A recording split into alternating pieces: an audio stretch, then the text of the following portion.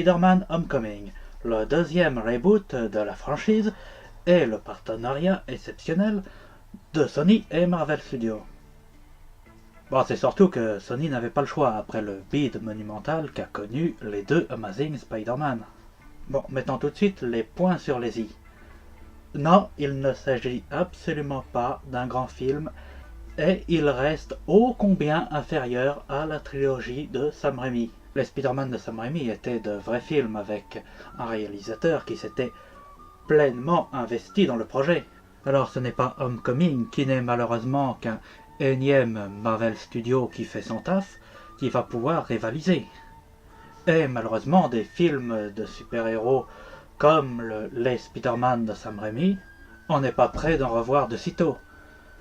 Bon, on a bien eu Logan, mais c'est pas les Marvel Studios ou l'univers DC merdique de Zack Snyder qui va nous offrir une telle qualité. Mais comparé aux deux Amazing Spider-Man qui m'avaient seulement consterné au plus haut point, ce Spider-Man Homecoming est un divertissement tout à fait correct. Et actuellement, ça me suffit amplement. Ici, on n'a qu'une petite et rapide allusion à l'araignée radioactive.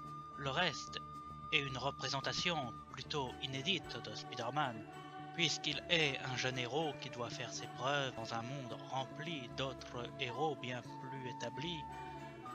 Bon, même si parfois c'est un peu regrettable que Spider-Man, qui est l'un des super-héros les plus populaires de Marvel, voire l'un des super-héros les plus populaires au monde, être juste réduit à un faire-valoir des Avengers et surtout d'Iron Man.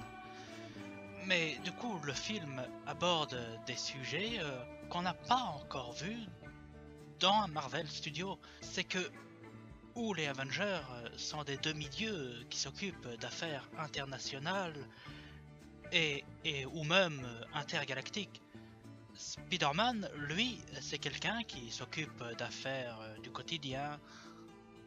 On a même une réflexion plutôt intelligente, mais qui n'est pas suffisamment exploitée, comme quoi les Avengers vivant dans leur tour d'ivoire en laissant au final les gens dans leur merde.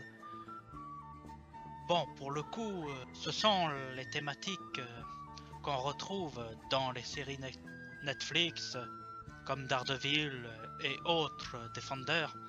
Mais au cinéma, on n'a pas encore vu ça.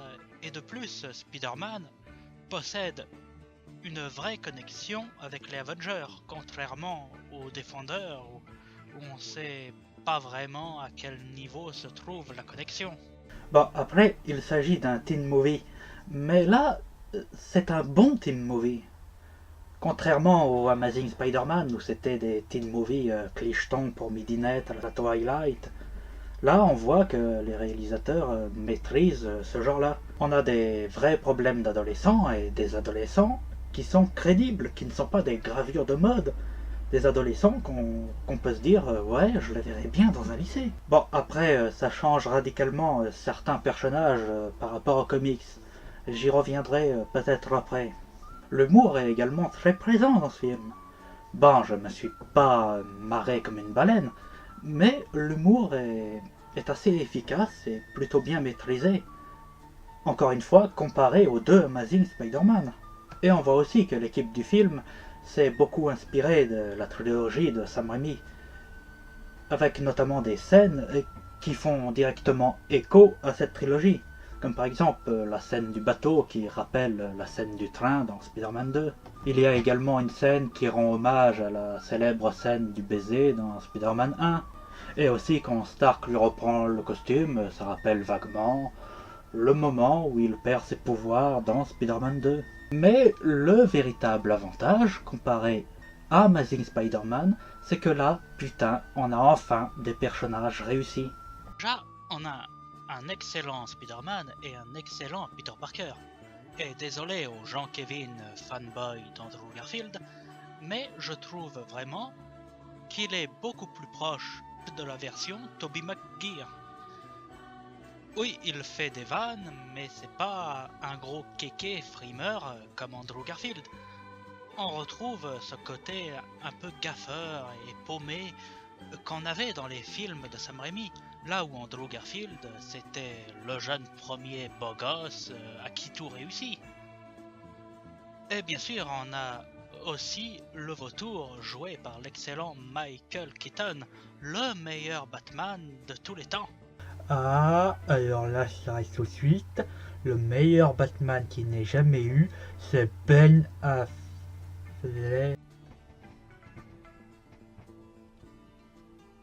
J'ai rien dit, ok? Pour une fois, on a un méchant Marvel avec une vraie motivation, et pour qui on ressent une vraie empathie, à tel point que quand il réussit son coup, t'es limite content qu'il réussit, alors que c'est un vol crapuleux. C'est autre chose que les méchants de Amazing Spider-Man. Je vais transformer toute la ville en lézard, parce que c'est ce que mon instinct animal qui ressemble étrangement à un dédoublement de personnalité me dit. Je suis méchant parce que j'ai besoin du sang de Spider-Man pour guérir d'une maladie X dont sont victimes les membres de ma famille. Je suis une version dark de Steve Urkel. Malheureusement, comme tous les films de super-héros de notre époque, les motivations du vautour sont sous-exploitées. Mais pour un Marvel Studio, c'est déjà un exploit.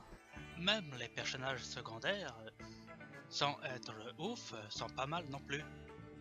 Ce sont des ados assez crédibles. Ils ont chacun leur personnalité, même si ça change radicalement certains personnages, comme Flash Thompson qui passe de la brute du lycée juste à un abruti de base. Mais bien sûr, il y a aussi des choses qui m'énervent dans ce film. Déjà, le film prend d'énormes libertés avec l'univers du comics. Et cela peut s'expliquer par le fait qu'il s'agisse du deuxième reboot, avec seulement en 10 ans, le deuxième reboot en 10 ans. Du coup, ils sont obligés de se démarquer de ses prédécesseurs. Et pour se démarquer, tout ce qu'ils ont trouvé à faire, c'est prendre des libertés par rapport aux comics. Ce qui, dans le fond, est un peu débile, car Amazing Spider-Man n'avait rien à voir avec le comics. Non, il avait rien à voir, n'insistez pas. C'est d'ailleurs pour ça que Tante May est beaucoup plus jeune et beaucoup plus sexy qu'à l'accoutumée. D'ailleurs, tout le monde veut la pécho dans le film, c'est assez chelou au bout d'un moment. C'est également pour ça qu'on n'a aucune trace de Gwen Stacy ou de Mary Jane. À part la fin où sa copine Michelle prétend avoir le diminutif de MJ.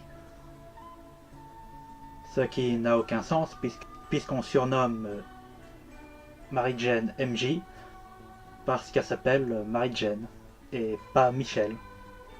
Ça n'a aucun sens sinon. Alors maintenant les adaptations de comics, ça y est, vous n'avez plus de limites. Non seulement vous changez le physique des personnages, mais également les noms. Enfin bon, j'espère que ce n'est qu'un clin d'œil et que ça sera rectifié dans le 2. Mais surtout, il n'y a aucune allusion à Oncle Ben.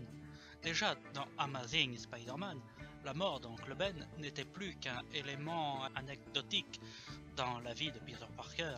Ici, il est littéralement absent. Je ne demande pas à ce qu'on revoie la mort de Oncle Ben, mais c'est quand même un élément important dans la vie de Peter Parker, voire l'élément le plus important. C'est grâce à Oncle Ben que Spider-Man est un super-héros. Alors j'espère qu'ils vont rattraper ça dans le 2, car il serait regrettable que Tony Stark soit son seul substitut paternel. Et aussi à la fin, quand Tante May découvre le secret de Peter Parker. Moi, ça me gêne un peu, parce que s'il y a bien une personne qui n'a jamais découvert le secret de Peter Parker, c'est Tante May. Et très franchement, je ne sais pas ce qu'ils vont faire avec ça dans la suite.